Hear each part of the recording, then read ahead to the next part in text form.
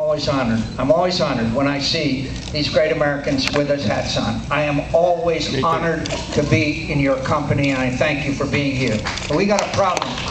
By the way, raise your hands, please, you old geezers, and say hello.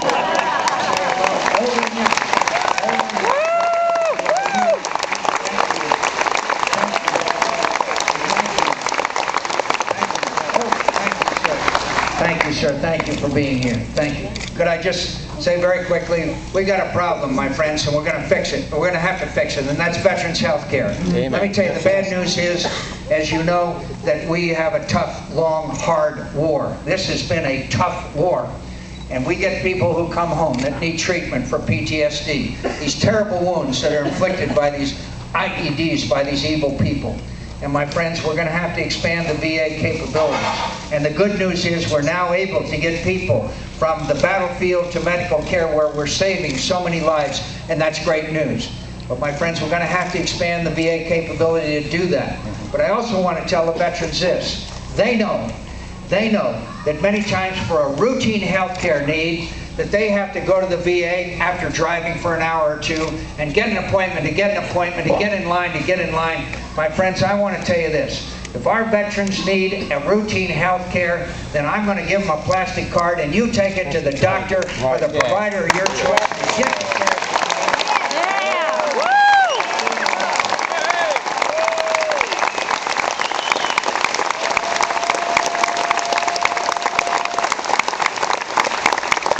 I just want to mention one other issue with you very quickly. My friends, I'm running for president primarily because I believe we face a transcendental challenge in the 21st century. And that, of course, is the threat of radical Islamic extremism. You know it, and I know it. Sometimes we fail to comprehend how evil this threat is.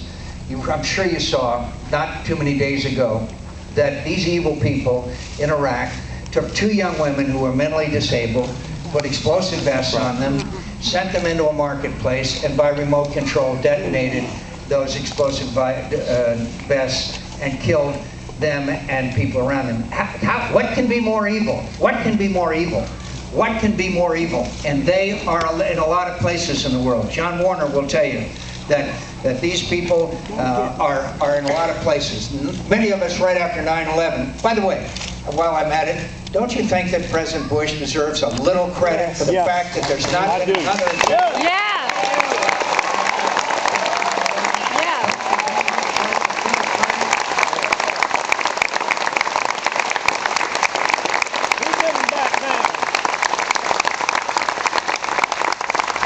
If there had been another attack, that he'd have been given the responsibility. So I'm proud of this president. And America is not safe, but we are safer. And we have a ways to go. But we're safer than we were at 9/11. And ask Tom Ridge or ask any expert, and they'll tell you.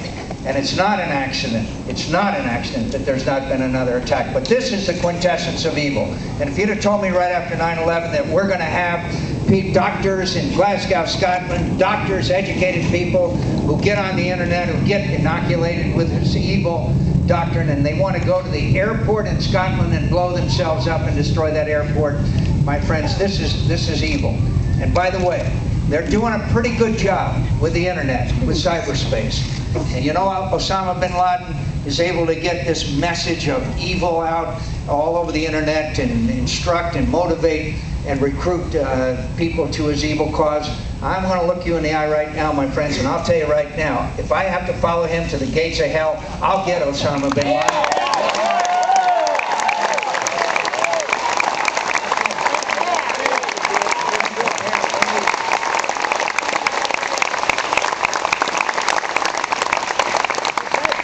The war in Iraq has been long and hard and tough. It's been long and hard and tough, and we've been frustrated by it, as we all know. America has made enormous sacrifices. But I'm also here to tell you what you know, but you don't see as much of as you should have, and that is, thanks to General Petraeus, thanks to these brave young Americans that are serving, we are succeeding in Iraq. We are succeeding there. But if you forget everything I tell you tonight, please remember this. Al-Qaeda is on the run, and they're not defeated. They're on the run, but they're not defeated. So the only person, in my view, who should make the recommendation as to when and how those troops are brought home is General David Petraeus, not some politician in Washington.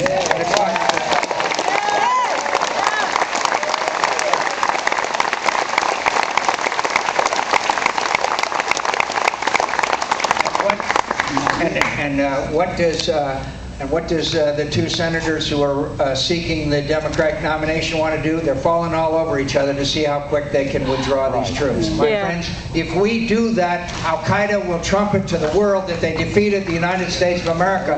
I will not let that happen. Our troops will come home, and they will come home with honor.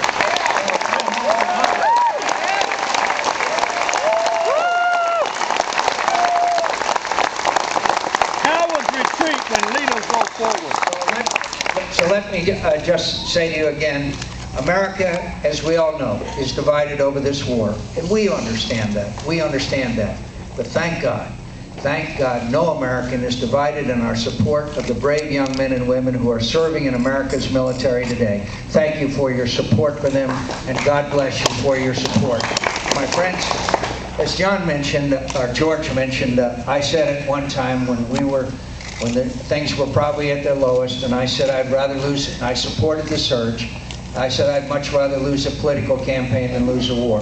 And every once in a while you have an experience that puts everything in the right perspective for you and the right priority. That happened to me last August. I was at a town hall meeting in Wolfboro, New Hampshire. And a woman stood up in Wolfboro, New Hampshire at the town hall meeting, and she said, "Senator McCain, would you do me the honor of wearing a bracelet with my son's name on it, Matthew Stanley?" I said, "I would be honored." She said, "Matthew Stanley, my son, was killed in combat outside of Baghdad. He was 22 years old just before Christmas last year." I said, "I would be honored to wear your son's bracelet with your son's name on it." And then she said, "Senator McCain, I want you to just promise me one thing. And that is that you'll do everything in your power to make sure that my son's death was not in vain." I said I promised her then, and I promise her now.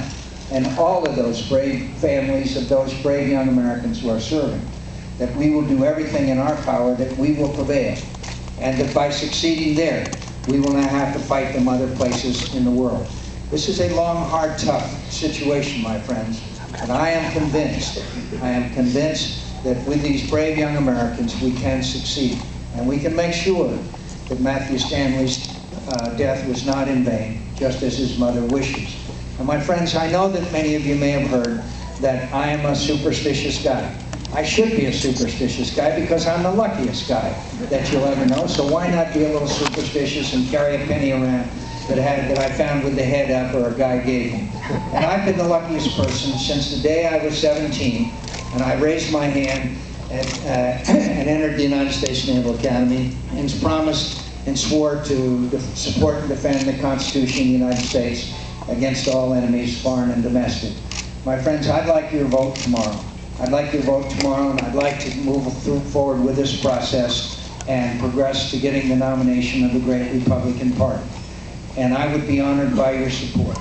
And I want to tell you that there will be times when we have disagreed in the past, and there may be times when we disagree in the future.